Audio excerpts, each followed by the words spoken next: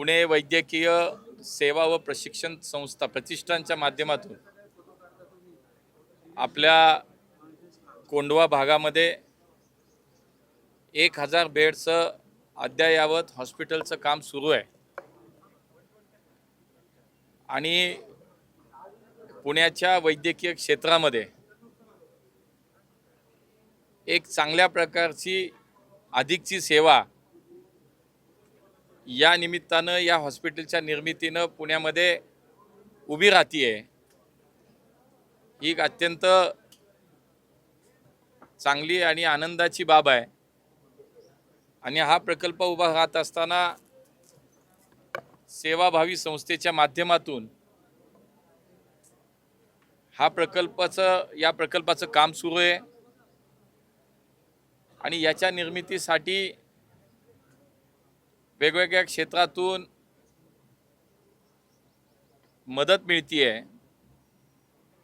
याच धर्तीवरती airport authority of इंडियाच्या माध्यमातून CSR मधून या हॉस्पिटलच्या कामासाठी आज धनादेश एअरपोर्ट अथॉरिटी ऑफ इंडियाच्या CSR सेक्शनच्या माध्यमातून हॉस्पिटलला आज धनादेश सुपूर्द करण्याचा एक कार्यक्रम पुण्यामध्ये होतोय। एक चांगल्या प्रकारची मदत AIच्या माध्यमातून पुण्यात होणाऱ्या या सेवा प्रकल्पाला होतीये। तो MOU होता आणि धनादेश सुपूर्द करण्याचा कार्यक्रम होता। त्यामुळे एक मोठा प्रकल्प पुण्यामध्ये उभा होत असताना संस्थेला या कामासाठी मदत व्हावी, हातभार लावावा या उद्देशानं आजचा कार्यक्रम संपन्न झाला। एअरपोर्ट अथॉरिटी ऑफ इंडियाचे चेअरमन विपिन कुमार हे स्वतः या ठिकाणी या कार्यक्रमाच्या निमित्तानं उपस्थित होते। प्रतिष्ठानचे सर्व पदाधिकारी होते आणि त्यामुळे एक चांगला कार्यक्रम म्हणता येईल। राष्ट्रीय स्वयंसेवक संघाचे तृतीय सरसंघचालक बाळासाहेब देवरस यांच्या नावानं हे रुग्णालय उभं राहते आणि म्हणून सर्वच मंडळी, सर्व क्षेत्रातील व्यक्ती या समाजकार्य जे इतकं मोठं सेवा प्रकल्प उभा राहते त्या कामासाठी एकत्रित आलेत आणि आज आमच्या मंत्रालयाच्या माध्यमातून भारत सरकारच्या या संस्थेच्या माध्यमातून एक चांगली मदत या पुण्यातल्या प्रकल्पाला आज त्यांनी दिली। त्यांना मी मनापासून धन्यवाद या ठिकाणी देतो।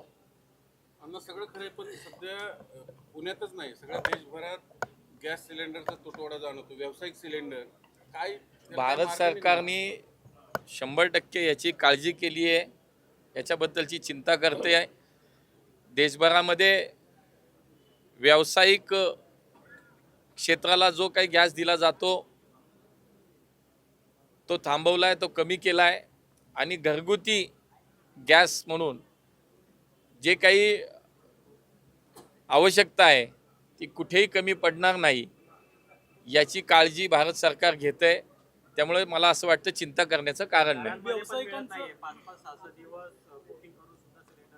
नाही तर तो जो काही गोष्टी अशा कानावर येत आहेत, परंतु त्याच्यामध्ये निश्चितपणे दखल घेतली गेली आहे त्याची। त्यामुळे घरगुती गॅस हा कुठेही कमी पडणार नाही याची जबाबदारी भारत सरकारने घेतलेली आहे। नाही बघा, आता जागतिक आता दोन्ही बाजूनी आपण विचार करून चालणार नाही। एकूणच या युद्धजन्य परिस्थितीमुळे जी काही स्थिती निर्माण झाली आहे त्यामुळे आपल्याला हा निर्णय घ्यावा लागलाय। मला असं वाटतं की शेवटी काही कालावधी त्याला जावा लागेल, काही काळ जावं लागेल जोपर्यंत हे परिस्थिती सामान्य होत नाही, परंतु घरगुती वापराचा गॅस मात्र निश्चितपणे कमी पडणार नाही।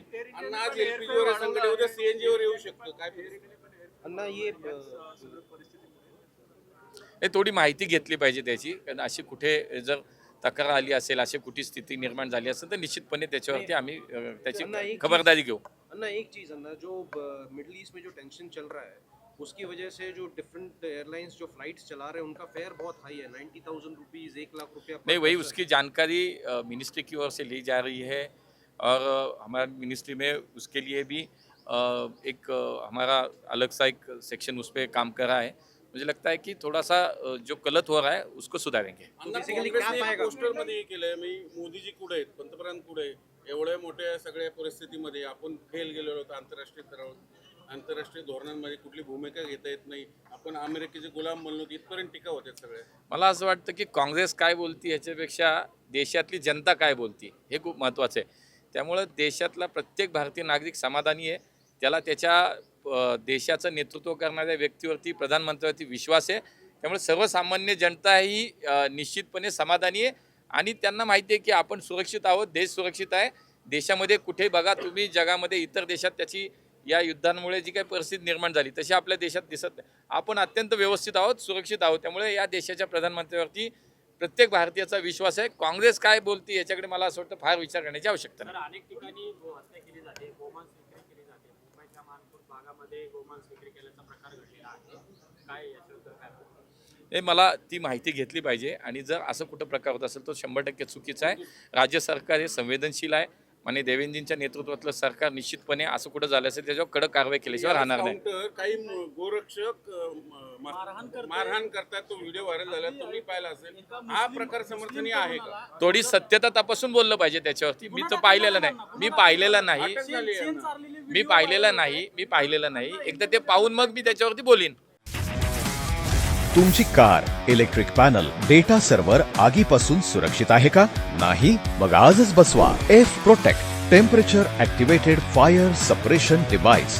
यामध्ये आहे eco friendly non toxic pressurised liquid, जे आग लागल्यास क्षणार्धात ऍक्टिव्हेट होऊन आगीवरती मिळवते नियंत्रण. बसवण्यास अतिशय सोपे आणि सुटसुटीत. टेकालिपचे एक दर्जेदार उत्पादन एफ प्रोटेक्ट.